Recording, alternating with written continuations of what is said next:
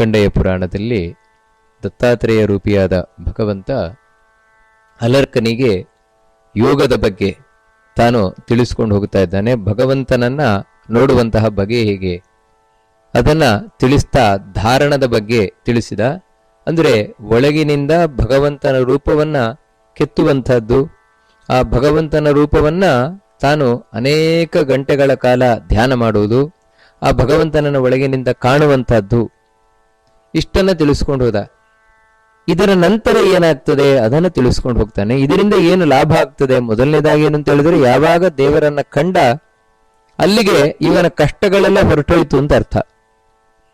ಏನವನಿಗೆ ಕಷ್ಟ ಬರ್ಲಿಕ್ಕಿತ್ತು, ಇನ್ನು ಮುಂದೆ ಬರ್ಲಿಕ್ಕಿತ್ತು, ಹಿಂದೆ ಎಲ್ಲವೂ ಕೂಡ ಹೊರಟೋಯ್ತು, ಅವನಿಗೆ ಕಷ್ಟಗಳೇ ಇಲ್ಲ, ಆ ರೀತಿ ಆಯ್ತು. ಅಷ್ಟು ಮಾತ್ರ ಅಲ್ಲ, ಇನ್ನೂ ಕೆಲವು ವಿಶೇಷವಾದ ಸಿದ್ಧಿಗಳು ಅವನಿಗೆ ಸಿದ್ಧಿಸ್ತದೆ ಅಂತ ತಿಳಿಸ್ಕೊಂಡು ಹೋಗ್ತಾನೆ. ದತ್ತಾತ್ರೇಯ ರೂಪಿ ಭಗವಂತ ಸಹಜವಾದ ಸಿದ್ಧಿಗಳು ಅವನಿಗೆ ಸಿದ್ಧಿಸ್ತದೆ. ಏನೇನ ಸಿದ್ಧಿಗಳು ಅವನಿಗೆ ಸಿದ್ಧಿಸುವಂತಹದ್ದು? ಇದನ್ನೇ ಅಷ್ಟೈಶ್ವರ್ಯ ಅಂತಲೂ ಶಾಸ್ತ್ರಗಳಲ್ಲಿ ಕರೆಯುವಂತಹದ್ದುಂಟು. ನಿಜವಾದ ಐಶ್ವರ್ಯ ಇದು. ಏನಂದ್ರೆ ಅದನ್ನ ದತ್ತಾತ್ರೇಯ ತಿಳಿಸ್ತಾನೆ. ಅಣಿಮಾ ಲಘಿಮಾ ಚೈವ ಮಹಿಮಾ ಪ್ರಾಪ್ತಿರೇವಚ ಪ್ರಾಕಾಮ್ಯಂ ಚ ತಥೋಷಿತ್ವಂ ವಶಿತ್ವಂಚ ತಥಾ ಪರಂ. ಅಣಿಮ, ಲಘಿಮ, ಮಹಿಮ, ಪ್ರಾಪ್ತಿ, ಪ್ರಾಕಾಮ್ಯ, ಈಶಿತ್ವ, ವಶಿತ್ವ.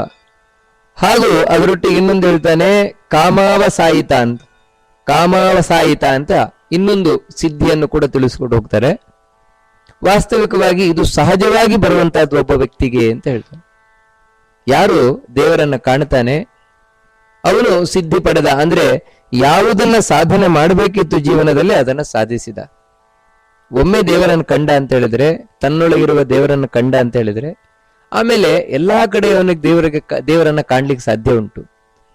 ಆ ರೀತಿ ದೇವರನ್ನ ಕಾಣುವ ಒಂದು ಸಾಮರ್ಥ್ಯದಿಂದಾಗಿಯೇ ಅವನು ಏನೇನೇನೋ ಮಾಡಬಲ್ಲ ಅಂತ ಹೇಳ್ತಾರೆ. ಅದರಲ್ಲಿ ಒಂದೇನಂದ್ರೆ ಅಣಿಮ ಅಂತ. ಅಣಿಮ ಅಂತ ಹೇಳಿದ್ರೆ ಅದನ್ನ ದತ್ತಾತ್ರೇಯ ರೂಪಿ ಭಗವಂತನೇ ಹೇಳ್ತಾನೆ. ಸೂಕ್ಷ್ಮ ಸೂಕ್ಷ್ಮತಮೋನೀಯಾನ್ ಅಂತ ಹೇಳ್ತಾರೆ. ತಾನು ಸೂಕ್ಷ್ಮವಾಗುವಂತಹದ್ದು, ಸಣ್ಣದ ರೂಪವನ್ನು ಧಾರಣೆ ಮಾಡುವಂತಹದ್ದು, ಒಂದು ಅಣುವಿನ ಹಾಗೆ ಆಗುವಂತಹದ್ದೇನಿದೆ ಇದನ್ನ ಅಣಿಮ ಅಂತ ಕರೀತಾರೆ. ಸಣ್ಣ ಗಾತ್ರವನ್ನು ಧರಿಸುವಂತಹದ್ದು. ಉದಾಹರಣೆಗೆ ಇವಾಗ ದೇವತೆಗಳಿದ್ದಾರೆ.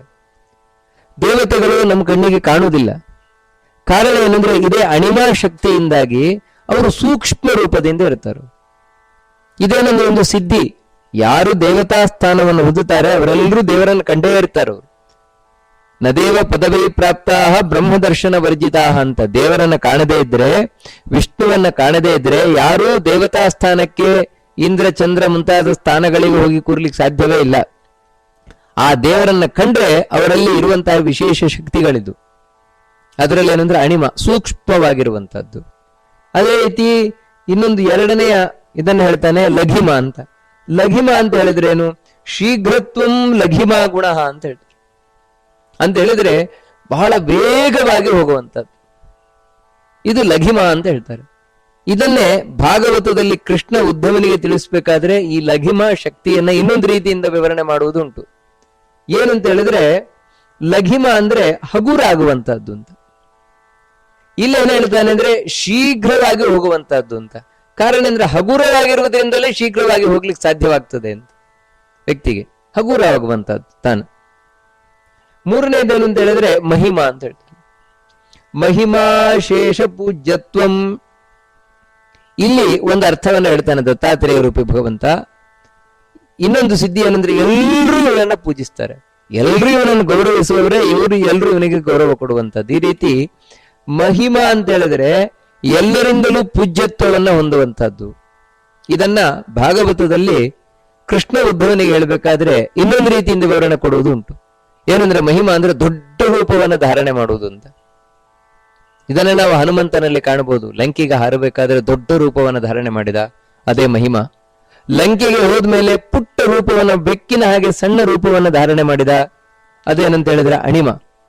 ಅದೇ ಯುದ್ಧದಲ್ಲಿ ಸುಗ್ರೀವನನ್ನ ಕುಂಭಕರ್ಣ ಬಂಧಿಸಿದಾಗ ತಾನು ಇದೆ ಅಣಿಮಾ ಶಕ್ತಿಯಿಂದಲೇ ಸಣ್ಣ ರೂಪವನ್ನು ಧಾರಣೆ ಮಾಡಿ ಹೋದ.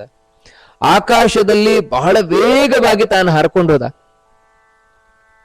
ಹೇಗೆ ಅಂತ ಹೇಳಿದ್ರೆ ಈ ಲಘಿಮಾ ಶಕ್ತಿಯಿಂದಾಗಿ.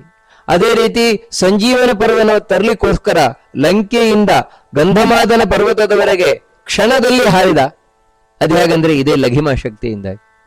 ಹೀಗೆ ಇದೆಲ್ಲ ಯಾರು ಭಗವಂತನನ್ನ ಕಂಡಿರ್ತಾರೆ, ಭಗವಂತನ ಪರಮಾನುಗ್ರಹಕ್ಕೆ ಪಾತ್ರರಾಗಿರ್ತಾರೆ, ಅವರಲ್ಲಿರುವಂತಹ ಶಕ್ತಿಗಳು ಅಂತ ಹೇಳ್ತಾರೆ. ಅದೇ ರೀತಿ ಇನ್ನೊಂದು ಇದನ್ನು ಹೇಳ್ತಾನೆ, ಪ್ರಾಪ್ತಿ ಅಂತ ನಾಲ್ಕನೆಯದು ಸಿದ್ಧಿ.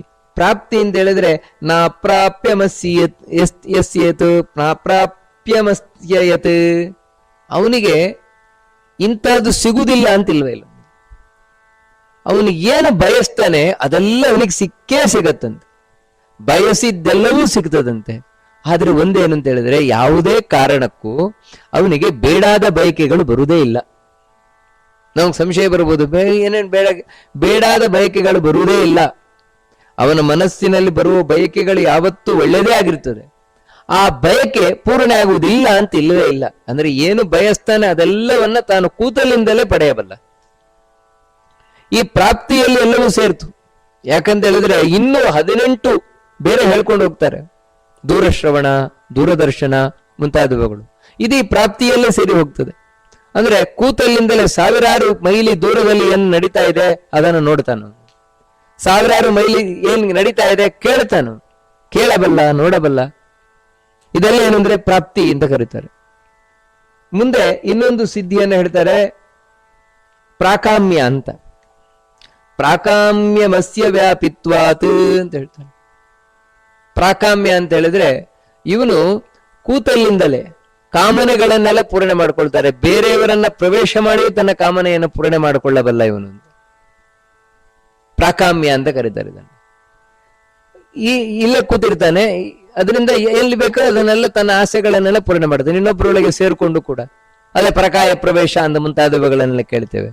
ಇದೆಲ್ಲ ಸಾಧ್ಯ ಉಂಟು ಅಂತ. ಯಾವ ರೀತಿ ದೇವತೆಗಳು ನಮ್ಮೊಳಗೆ ಕೂತು ತಾವು ಸುಖ ಭೋಗಗಳನ್ನೆಲ್ಲ ಅನುಭವಿಸಬಲ್ಲರು, ಅವರೇ ಇರ್ಬೇಕು ಅಂತ ಏನಿಲ್ಲ. ಇದು ಪ್ರಾಕಾಮ್ಯ ಅಂತ ಹೇಳ್ತಾರೆ. ಇಲ್ಲೇನ್ ಹೇಳ್ತಾನೆ ಅಂದ್ರೆ ದತ್ತಾತಿರು ರೂಪಿ ಭಗವಂತ ಹೇಳ್ಬೇಕಾದ್ರೆ ಪ್ರಾಕಾಮ್ಯ ಅಂದ್ರೆ ವ್ಯಾಪಿತ್ವಂ ಅಂತ. ಇವನ್ ಎಲ್ಲಾ ಕಡೆ ವ್ಯಾಪಿಸಿಕೊಳ್ಳಬಲ್ಲ ಅಂತ. ಅಲ್ಲಿ ಇಲ್ಲಿ ಇಲ್ಲೆಲ್ಲಾ ಕಡೆ ಯಾವ ರೀತಿ ದೇವತೆಗಳು ಎಲ್ಲರಿಗೂ ತಾವಿದ್ದಾರೆ, ಎಲ್ಲಾ ಕಡೆ ಇದ್ದಾರೆ ಅವರು. ಕಾರಣ ಏನಂದ್ರೆ ಇದೇ ಪ್ರಾಕಾಮ್ಯ ಸಿದ್ಧಿಯಿಂದಾಗಿ ಅಂತ ಹೇಳ್ತಾರೆ. ಮುಂದಿನದ್ದು ಈಶಿತ್ವ ಅಂತ ಹೇಳ್ತಾರೆ. ಈಶಿತ್ವ ಎನ್ನುವಂತಹ ಸಿದ್ಧಿ ಏನು ಅಂತ ಹೇಳಿದ್ರೆ ಈಶಿತ್ವಂ ಚೇಶ್ವರೋ ಯತಃ ಅಂತ, ಇನ್ನೊಬ್ಬರ ಮೇಲೆ ತಾನು ಹಿಡಿತವನ್ನ ಸಾಧಿಸುವಂಥದ್ದು. ತಾನು ಹೇಳಿದಾಗೆ ಇನ್ನೊಬ್ರಿಗೆ ಕೇಳಬೇಕು, ಆ ರೀತಿ ತಾನು ಮಾಡಿಕೊಳ್ಳುವಂತಹದ್ದು ಸಹಜವಾಗಿಯೇ. ಇವನು ಎಲ್ಲಿ ಹೋಗ್ತಾನೆ, ಎಲ್ಲಿ ಹೋದ್ರು ಕೂಡ ಇವನ್ ಹಿಂದೆಯೇ ಎಲ್ಲ ಇರ್ತಾರೆ, ಇವನು ಹೇಳಿದಾಗೆ ಕೇಳುವಂಥವ್ರು. ಅಂದ್ರೆ ಇವನಿಗಿಂತ ಹೆಚ್ಚು ಸಿದ್ಧಿಯವರಿದ್ರೆ ಇವನು ಅವರಿಂದ ತಲೆಬಾಗ್ತಾನೆ. ಆದ್ರೆ ಇವನಿಗಿಂತ ಕಡಿಮೆ ಸಿದ್ಧಿಯವರೇನಿದ್ದಾರೆ ಅವರೆಲ್ಲರಿಗೂ ಇವನೇ ಒಡೆಯನಾಗಿರ್ತಾನೆ. ಇದು ಈಶಿತ್ವ ಅನ್ನುವಂಥದ್ದು. ಇನ್ನೊಂದೇನಂದ್ರೆ ವಶಿತ್ವಂ. ವಶಿಮಾ ನಾಮ, ಇದ್ರ ಹೆಸರು ಹೇಳುವಂತೆ ವಶಿತ್ವ ಅಂದ್ರೆ ಎಲ್ಲಾ ಇಂದ್ರಿಯಗಳು, ಮನಸ್ಸು, ಬುದ್ಧಿ ಮತ್ತೆ ಎಲ್ಲ ಪ್ರಾಣಗಳು, ವಾಯು, ಇವನಿಗೆ ಹೇಳಿದಾಗೆ, ಇವನು ಆಜ್ಞೆಯನ್ನ ಮಾಡದಿದ್ರೆ ಕಣ್ಣು ನೋಡುವುದಿಲ್ಲ. ಕಣ್ಣು ನೋಡಿದ ಮೇಲೆ ಇವನಿಗೆ ಗೊತ್ತಾಗೋದಲ್ಲ. ನಮ್ದಾದ್ರೆ ಹೇಗಂತ ಹೇಳಿದ್ರೆ ಯಾವ ಇಂದ್ರಿಯದ ಮೇಲೂ ನಮಗೆ ಏನೂ ಹತೋಟಿ ಇಲ್ಲ. ಮನಸ್ಸು ತನ್ನಷ್ಟಕ್ಕೆ ತಾನು ಚಿಂತಿಸ್ತಾ ಇರ್ತದೆ, ಏನು ಬುದ್ಧಿ ಏನೋ ಈ ರೀತಿ ಏನೇನೋ ಆದ್ರೆ ಅವನಿಗೆ ಹಾಗಲ್ವೇ ಇಲ್ಲ. ಪ್ರತಿಯೊಂದು ಇಂದ್ರಿಯದ ಮೇಲೂ ಸಂಪೂರ್ಣ ಹತೋಟಿ ಇರ್ತದೆ. ಅದರಿಂದಾಗಿಯೇ ದೇವತೆಗಳು ತಮ್ಮ ಪತ್ನಿಯರೊಂದಿಗೆ, ಅಪ್ಸರಾ ಸ್ತ್ರೀಯರೊಂದಿಗೆ ತಾವು ರಮಿಸ್ತಾ ಇದ್ರು ಕೂಡ ದೇವಲೋಕದಲ್ಲಿ ಸಂಪೂರ್ಣ ಇಂದ್ರಿಯದ ಮೇಲೆ ಹತೋಟಿ ಉಳ್ಳವರಾಗಿರ್ತಾರೆ. ತಮ್ಮ ಎಲ್ಲಾ ಇಂದ್ರಿಯಗಳ ಮೇಲೂ ಸಂಪೂರ್ಣ ಕಂಟ್ರೋಲ್ ಇರ್ತದೆ ಅವರಿಗೆ. ಹೊರತು ಅವರು ಆ ಸ್ತ್ರೀಯರ ಇದರಲ್ಲಿ ಭಾವ ಅಂದ ಚಂದಗಳಲ್ಲಿ ಮರುಳಾಗಿ ಎಲ್ಲ ಇಂದ್ರಿಯಗಳನ್ನ ಕಳ್ಕೊಳ್ಳುವುದಿಲ್ಲ, ಶಕ್ತಿಯನ್ನು ಕಳ್ಕೊಳ್ಳುವುದಿಲ್ಲ. ಹಾಗೇ ಇಟ್ಕೊಂಡಿರ್ತಾರೆ. ಇಂದ್ರಿಯ ನಿಗ್ರಹ ಉಳ್ಳವರು ಹಾಗೇ ಇರ್ತಾರೆ. ಹೊರಗಿನಿಂದ ಏನು ಬೇಕಾದ್ರೂ ಸುಖ ಭೋಗಗಳನ್ನು ಅನುಭವಿಸ್ತಾ ಇರಲಿ, ಆದ್ರೆ ಒಳಗಿನಿಂದ ಇಂದ್ರಿಯಗಳಷ್ಟು ಕಂಟ್ರೋಲ್ಡ್, ಅವರ ಕಂಟ್ರೋಲ್ ಎಲ್ಲ ಇರ್ತದೆ. ಇದಕ್ಕೇನ್ ಕರೀತಾರೆ ಅಂದ್ರೆ ವಶಿತ್ವ ಅಂತ ಕರೀತಾರೆ. ಮುಂದಿನದ್ದೇನಂತ ಹೇಳಿದ್ರೆ ಯತ್ರೇಚ್ಛಾ ಸ್ಥಾನಮಪ್ಯುಕ್ತಂ, ಯಾವ ಎಲ್ಲಿಗೆ ಬೇಕೋ ಅಲ್ಲಿಗೆ ಹೋಗಬಲ್ಲರು ಅಂತ. ಕಾಮಾವ ಸಾಯಿತ ಅಂತ ಇಲ್ಲಿ ಹೇಳ್ತಾರೆ. ಆದರೆ ಭಾಗವತದಲ್ಲಿ ಹೇಳಬೇಕಾದ್ರೆ ಇದನ್ನೇ ಇನ್ನೊಂದು ರೀತಿಯಿಂದ ಹೇಳೋದುಂಟು, ಪ್ರಾಕಾಶ್ಯ ಅಂತ ಸಿದ್ಧಿ. ಪ್ರಾಕಾಶ್ಯ ಅಂತ ಹೇಳಿದ್ರೆ ಇವನು ಏನು ನೋಡ್ತಾನೆ, ಏನು ಕೇಳ್ತಾನೆ ಎಲ್ಲ ಇವನಿಗೆ ಅರ್ಥ ಆಗ್ಬಿಡ್ತದೆ ಅಂತ. ಇವನು ಓದದೇ ಇದ್ರು ಕೂಡ, ಈ ಜನ್ಮದಲ್ಲಿ ಓದದೇ ಇದ್ರು ಕೂಡ ಪ್ರಾಕಾಶ್ಯಂ ಶ್ರುತ ದೃಷ್ಟೇಶು, ಇವನು ನೋಡಿದ ಕೂಡಲೇ ಇವನಿಗೆ ಅರ್ಥ ಆಗುತ್ತೆ, ಕೇಳಿದ ಕೂಡಲೇ ಅರ್ಥ ಆಗುತ್ತೆ, ಕೂಡಲೇ ಅರ್ಥ ಮಾಡಿಕೊಳ್ಳಬಲ್ಲ. ಇದು ಶಕ್ತಿಗಳಿರ್ತದೆ ಅಂತ ಹೇಳ್ತಾರೆ. ಇಂತಹ ಶಕ್ತಿಗಳು ಅವನಿಗೆ ಸಹಜವಾಗಿ ಇರುವಂತಹದ್ದು. ಇದೆಲ್ಲ ಏನು ಅಂತ ಹೇಳಿದ್ರೆ ಮುಕ್ತಿ ಸಂಸೂಚಕಂ ಭೂಪ ಪರಂ ನಿರ್ವಾಣಮಾತ್ಮನಃ. ಇದೆಲ್ಲ ಅವನಿಗೆ ಮುಕ್ತಿ ಆಗ್ಲಿಕ್ಕಿದೆ, ಭಗವಂತನ ಲೋಕವನ್ನು ಸೇರ್ಲಿಕ್ಕಿದ್ದಾನೆ, ಈ ಜಂಜಾಟದಿಂದ ಕೂಡಿದ ದುಃಖಮಯವಾದ ಸಂಸಾರದಿಂದ ಅವನು ದೂರವಾಗ್ಲಿಕ್ಕಿದ್ದಾನೆ ಅಂತ ಹೇಳಲಿಕ್ಕಿರುವಂತಹ ಸೂಚನೆಗಳಿದು ಅಂತ ಹೇಳ್ತಾರೆ. ನಾವಿಲ್ಲದನ್ನ ಹೇಳಿ ತಿಳ್ಕೊಳ್ತೇವೆ ಅಂದ್ರೆ ಪವಾಡ ಪವಾಡ ಅಂತ ತಿಳ್ಕೊಳ್ತೇವೆ. ವಾಸ್ತವ ಪವಾಡ ಅಂತ ಹೇಳಿದ್ರೆ ಅದಕ್ಕೋಸ್ಕರ ಅವರೇನು ಬೇರೆ ಮಾಡ್ಲಿಕ್ಕೆ ಹೋಗಲಿಲ್ಲ, ಎಲ್ಲ ಶಕ್ತಿಗಳನ್ನು ಪಡಿಲಿಕ್ಕೆ. ಮತ್ತೇನು ಅಂದ್ರೆ ದೇವರನ್ನ ಕಂಡಾದಿಂದಲೇ ಇದೆಲ್ಲ ಬಂದ ಸಹಜವಾದ ಶಕ್ತಿಗಳು ಅವರಿಗೆ. ಪ್ರತಿಯೊಂದು ಸಹಜವಾದ ಶಕ್ತಿಗಳು, ಪ್ರತಿಯೊಂದು. ನಿಮಗೆ ಉದಾಹರಣೆಗೆ ಹೇಳೋದಾದ್ರೆ ಇವಾಗ ಪ್ರಾಪ್ತಿ ಅನ್ನುವಂತಹ ಒಂದು ಸಿದ್ಧಿ ಯಾವ ರೀತಿ ಇರ್ತದೆ ಅಂದ್ರೆ ರಾಘವೇಂದ್ರ ಸ್ವಾಮಿಗಳ ಕಥೆಯಲ್ಲಿ ನೋಡ್ತೇವೆ. ತಂಜಾವೂರಿನಲ್ಲಿ ಹೋದಾಗ ರಾಜ ಒಂದು ಒಳ್ಳೆ ಮುತ್ತಿನ ಸರವನ್ನ ಕೊಟ್ಟ, ಅದನ್ನು ಅಗ್ನಿಗೆ ಹಾಕಿಬಿಟ್ರು ಅವರು. ಅವನು ಬೇಜಾರಾಯ್ತು, ಸ್ವಾಮಿ ನಾನು ಬೆಲೆ ಬಾಳುವಂತಹದ್ದು ಕೊಟ್ಟದ್ದು ನಿಮಗೆ ಅಂತ. ಹೌದಾ ಅಂತೇಳಿ ಮತ್ತೆ ಅದನ್ನ ಹಾಗೆ ವಾಪಸ್ ತಗೊಂಡ್ರು, ಅಗ್ನಿಯಲ್ಲೇ ಹಾಕಿದ್ದನ್ನ ಹಾಗೆ ವಾಪಸ್ ತಗೊಂಡ್ರು. ಇದೇನು ಅಂತ ಹೇಳಿದ್ರೆ ಮನಸ್ಸಿನಲ್ಲಿ ಇಚ್ಛಿಸಿದ್ರೆ ಕೂಡ್ಲೆ ಹಾಗೆ ಸಿಗ್ತದೆ. ಈ ರೀತಿ ಸಿದ್ಧಿಗಳು ಸಹಜವಾಗಿರುತ್ತದೆ ಅವರಲ್ಲಿ. ಅವರು ಇದೇ ರೀತಿ ತಾವು ಇದ್ದು ಇದ್ಯಾವುದನ್ನು, ಇನ್ನೊಂದೇನು ಅಂತ ಹೇಳಿದ್ರೆ ಇದ್ಯಾವುದನ್ನು ತೋರಿಸಿಕೊಳ್ಳಿಕ್ ಹೋಗಲ್ಲ ಅವರು. ಇದನ್ನು ಭಾಗವತದಲ್ಲಿ ಹೇಳ್ತಾರೆ, ಶುಕಾಚಾರ್ಯರು ಸ್ಪಷ್ಟ ಹೇಳ್ತಾರೆ, ಅವ್ರಿಗೆ ಇಷ್ಟೆಲ್ಲಾ ಶಕ್ತಿಗಳಿದ್ರೂ ಕೂಡ ನಮ್ಗೆ ಇಷ್ಟು ಶಕ್ತಿ ಇದೆ ಅಂತ ಯಾವತ್ತೂ ತೋರಿಸ್ಲಿಕ್ಕೆ ಹೋಗಲ್ಲ. ಜನಸಾಮಾನ್ಯರಿಗಿಂತಲೂ ಕಡೆ ಆಗಿರ್ತಾರೆ ಅವರು ಅಂತ ಹೇಳ್ತಾರೆ, ಅಂದ್ರೆ ಮೇಲು ನೋಟಕ್ಕೆ. ಕಾರಣ ಏನು ಅಂತ ಹೇಳಿದ್ರೆ ಇವುಗಳನ್ನೆಲ್ಲ ನಾವು ತೋರಿಸ್ಲಿಕ್ಕೆ ಹೋದು ಅಂತ ಹೇಳಿದ್ರೆ ಒಂದು ಚೂರು ಮನಸ್ಸು ಚಂಚಲ ಆದ್ರೂ ಸರಿ ಹೊರಟೋಗ್ಬಿಡ್ತದೆ. ಅದಕ್ಕೋಸ್ಕರ ಮನಸ್ಸು ನಿಗ್ರಹವೆಂದು ಕೂಡಿರಬೇಕು ಅಂತ ಹೇಳಿದ್ರೆ ಎಲ್ಲಿ ತೋರಿಸ್ಬೇಕು ಅಲ್ಲಿ ಮಾತ್ರ ತೋರಿಸ್ತಾರೆ ಹೊರತು ಒಳ್ಳೆದಾಗಿ ತೋರಿಸ್ಲಿಕ್ಕೆ ಹೋಗಲ್ಲ.